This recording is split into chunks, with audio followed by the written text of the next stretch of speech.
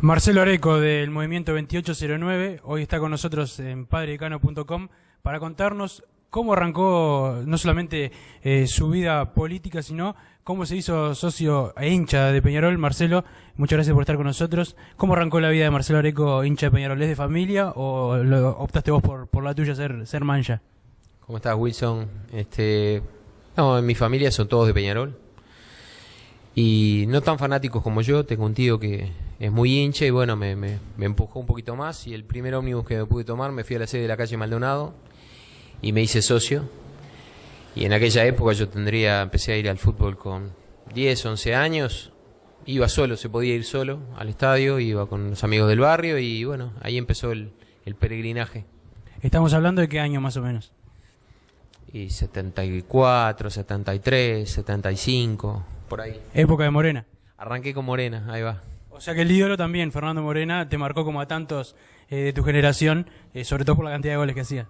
Ídolo total, no nos dábamos cuenta. Íbamos al estadio, ganaba Peñarol 3-0, hacía 3 goles Morena. Era tan normal que hiciera 25 o 30 por campeonato, no nos dábamos cuenta lo que era. ¿Un recuerdo de esa época o más adelante de Peñarol, un momento que te haya marcado? Millones, todos los recuerdos pasaban por esperar a los jugadores en la puerta del vestuario, por pedirle el autógrafo número 1000 a Morena, porque en aquel momento no había celulares, no era tan fácil sacarse una foto, era todo lo que nos pudiéramos aproximar a los ídolos era lo máximo. ¿Cuándo fue la primera vez que pudiste viajar a ver a Peñarol al exterior, Copa Libertadores o Conmebol, torneos que habían en aquella época? En el quinqueño ya con 20 y pico largos. No se estilaba cuando yo tenía 14, 15 años, no se estilaba, era toda una odisea y bueno, empecé como todos con los viajes a Buenos Aires, Supercopas y en esos campeonatos que lentamente se empezaban a dar y ahí más o menos se hacía más accesible. ¿Alguna anécdota de esos viajes, buena o mala, la que sea? No mucho más que las peripecias que uno pasaba para ver a Peñarol, ¿no? Las horas interminables de ómnibus, el volver a las 4 de la mañana, en ir con el dinero justo, todas las vicisitudes que se pasaban en las canchas argentinas, nada especial por suerte. ¿Cuándo empezaste a ya militar o a meterte dentro de la política de Peñarol? ¿Alguien te llevó? ¿Fue por amistad? ¿Fue por algún amigo? Siempre estuve politizado, o sea, recuerdo que apenas pude votar, siempre fui a votar.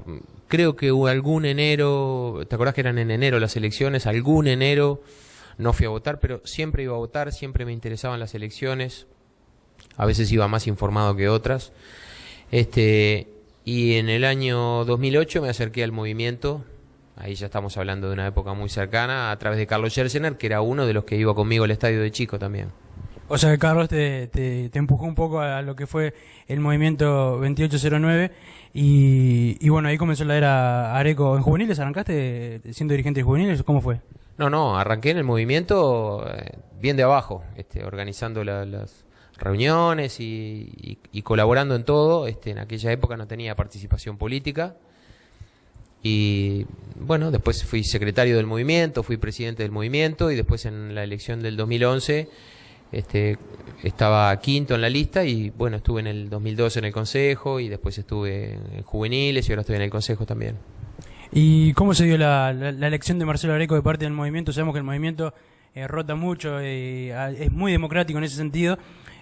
¿Cómo te eligieron a vos para ser el candidato a la presidencia este año? El movimiento tiene muchos presidenciales, por suerte, ¿no? Se hablaba de Daniel Fernández, perfectamente podría haber sido Carlos Scherzener. Bueno, estaba ahí entre los posibles y bueno, mis compañeros me eligieron y la verdad que fue un honor increíble y dije que sí enseguida, descontaba con el sí de mi familia y los motivos se los tendrás que preguntar a ellos. ¿No da un poco de miedo tirarse a la presidencia de Peñarol con toda la responsabilidad que implica? Es tal vez de las cosas más importantes en este país, para nosotros la más importante, y bueno, le puede costar caro a una persona estar en Peñarol y que le vaya mal al club como a veces le pasa en lo deportivo. No, yo espero que no, tal vez esa visión que vos tenés y que pueden tener muchas personas es porque entienden el club como presidencialista. No es que yo vaya a manejar las cosas. Estamos hablando de un equipo, estamos hablando no solo del equipo del 2809, del equipo de Renovación Aurinegra, estamos hablando de todos los dirigentes de todas las corrientes. Yo voy a ser una parte, en este momento te toca hacer la cara más visible, pero yo tengo una función que cumplir y voy a intentar cumplirla, pero el club lo vamos a dirigir entre todos, no lo veo de esa manera. Lo que más hoy le choca al hincha es por ahí el mal momento deportivo. Una medida que pueda tomar el movimiento 2809 si le toca ganar la elección para mejorar esto que le está pasando a Peñarol, que no es lo que la historia nos ha acostumbrado, que es ganar. Últimamente Peñarol ha ganado muy poco y el hincha se pregunta, ¿no? ¿Qué puede hacer Peñarol y un dirigente para sacarnos de esta situación? Imagínate vos con la edad que tenés, yo con la edad que tengo, a tu edad había visto 2 intercontinentales, dos Libertadores, una Intercontinental, una Supercopa, 10, 12 campeonatos uruguayos, no sé ya cuántas liguillas. Estábamos acostumbrados a otra cosa. Hoy yo lo veo a través de mis hijos que ganan una apertura y quedan roncos y vuelven a casa emocionados y quebrados porque Peñarol se ha alejado del triunfo. Lo que te decía, creo que las bases son tener un equipo de trabajo. Necesariamente los mejores no tienen que estar en esta alianza, están en el club, en todo el club. Hay que aprovechar todo el capital humano que tiene Peñarol, que es mucho. Un buen programa y proyecto deportivo, planear en todas las áreas, profesionalizar todas las áreas y con trabajo y con un proyecto y creyendo en ese proyecto, seguramente se llega a los resultados. ¿Cómo hace Peñarol para, bueno, en eso de que vos decís de los resultados, por ejemplo, cómo hace para insertar a los juveniles en el primer equipo? Algo que tanto se pregunta al hincha, sobre todo por la cantidad de muchachos que hay en las selecciones formativas de Uruguay, pero que no los vemos en la primera de Peñarol. Yo sé que todos no pueden estar, pero alguno más quizás debería sí estar en primera. Yo entiendo que Peñarol dio mínimo 10, 12 años de ventaja frente a los otros equipos que son fuertes en formativa. Ha descontado muy rápido esa ventaja con un proceso de juveniles que viene mejorando notoriamente año a año. Ese proceso de juveniles todavía no ha llegado a una etapa de maduración, pero si bien se ha mejorado y esa etapa no ha llegado, hay muchos juveniles que podían haber llegado al primero de Peñarol. Creo que la falta de proyecto, como te decía, la falta de planificación, el exceso de jugadores, todo ese tipo de cosas atentan contra la llegada de los juveniles al primero de Peñarol.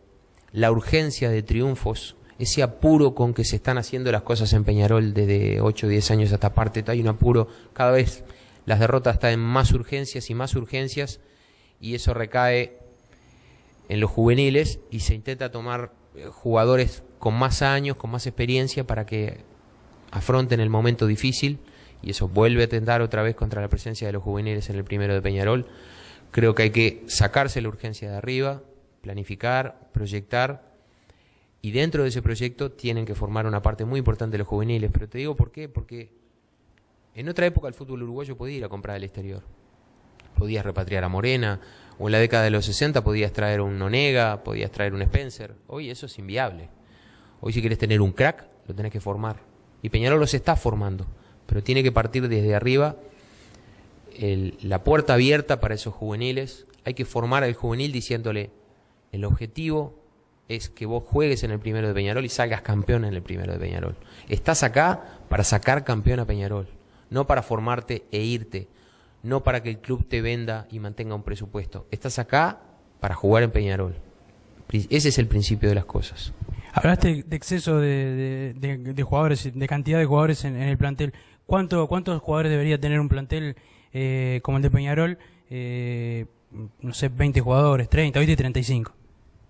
Y los planteles de los equipos de primer nivel mundial tienen 23, 24 jugadores máximo. Yo pienso que con eso, perfectamente, si se diera una situación especial, podría llegar a tener 25, pero generalmente los planteles cortos son más exitosos que los planteles largos. Amén de eso, tenés un desequilibrio presupuestal importante, ¿no? Hoy hay 34 contratos en el primero de Peñarol y han jugado 23 jugadores. O sea que ya tenemos 11 que no han pisado el terreno de juego. De esos 23 que jugaron, calculale que hay 2, 3, 4 que jugaron minutos nada más. Las grandes campañas las hacen equipos cortos porque el esquema de juego y de trabajo es mucho más fácil. Los jugadores que están sobrando en el plantel generalmente están desconformes porque quieren jugar, dificultan más la situación, especialmente en Peñarol, con 34 jugadores es hasta difícil practicar. Vos has sido de los Aromos, es muy difícil hacer prácticas, ves que hay jugadores dando vueltas, haciendo trabajos diferenciales. Nosotros pensamos que 23, 24 jugadores es el ideal, no porque lo digamos nosotros, sino porque es lo que se estila en el mundo. Tema estadio, ¿por qué tanta gente dentro del club ha dicho que el movimiento estaba en contra del estadio? ¿Eso es verdad? ¿No? ¿Y por qué crees que pasó eso? No, no es verdad, te digo por qué no pasó. Creo que la falta de resultados deportivos, la falta de proyectos, de orden, de clasificación a torneos internacionales, ha dejado que el oficialismo se quede con una bandera. Prácticamente, yo lo vi ayer en una nota, le preguntaron al presidente cuál era su proyecto deportivo y él contestó sobre la alianza Areco-Rackety y sus diferencias del estadio. O sea, no hay un proyecto deportivo, no hay una respuesta, no hay una explicación al socio de por qué estamos en esto y cómo vamos a salir, y quedaron abrazados a la bandera del estadio. Y especialmente a la figura del presidente abrazada al estadio. O sea, estadio-Damiani. Están tratando de vincular directamente la figura del presidente al estadio. ¿Te acordás cuando el estadio se iba a hacer en el Parque Roosevelt? Nos hablaban de 20 millones de dólares. Y nosotros dijimos, no cuesta 20, cuesta 40. Y salieron a decir, no quieren el estadio. Sí, lo queremos, pero no cuesta 20, cuesta 40. Cuando pasó lo del Brough, nosotros votamos en contra de las condiciones del Brough. ¿Por qué? Porque hay que refinanciar la deuda con la FEC antes de afrontar ese préstamo, porque como está vencida la línea de crédito con la FEC, puede ser exigible y puede provocar un problema. No quieren el estadio, sí, lo queremos más que nadie, pero hay que refinanciar con la FEC. Y el Banco República nos dio razón. Entonces, usaron el recurso estadio como recurso político durante todo este tiempo. Y durante todo este tiempo lo usaron contra el 2809. ¿Por qué? Porque lo que le íbamos diciendo permanentemente en todos los ámbitos, tristemente, los resultados nos iban dando la razón. Los famosos palos en la rueda era, no podemos tener una mesa chica, no podemos tener un técnico atrás del otro, tenemos que tener un proyecto y confiar en él, y al segundo partido que se pierde no podemos cambiar. Esos eran los palos en la rueda. Hoy son la agenda política de todos. Entonces fueron quedando abrazados el estadio. No, más que el 2809 y Renovación Aurinegra no lo quiere nadie, lo querrán igual. Pero cuando algo está mal, tenemos la obligación de decirlo. No vale 20, vale 40. Hay que refinanciar con la FEC y por suerte se hizo y el Banco República nos dio la razón. Pudimos ver un contrato del tema estadio, solo uno antes de que se firme. Fue el contrato con SACEM. Se le hicieron 5 modificaciones y las 5 fueron aceptadas. O sea que no estábamos equivocados y tenemos una visión correcta. Ahora tenemos un plan para mejorar la venta de butacas, para mejorar el plan comercial. No hemos podido hacer que el club la reciba, porque el club entiende que es una bandera política que ellos tienen y que podemos obtener un rédito político. Así que para mejorar la venta de butacas debemos esperar que pasen las elecciones. Otra vez el oficialismo está poniendo la política por delante del estadio de Peñarol, cosa que nosotros no hacemos, porque nosotros ofrecimos el plan comercial antes de las elecciones. ¿Por qué la alianza del Movimiento 2809 y Renovación Aurinegra? ¿Cuántas coincidencias encontraron para juntarse y lograr esta alianza que es importante para las elecciones de Peñarol? Sí, es muy importante, muchísimas coincidencias. Estuvimos muy cerca de hacer una alianza electoral en la elección de 2011. Muy cerca y no se dio, tal vez porque la arrancamos tarde. Ahora empezamos a trabajar y trabajamos un mes y medio y cuando parecía que venía un sí, vino un no.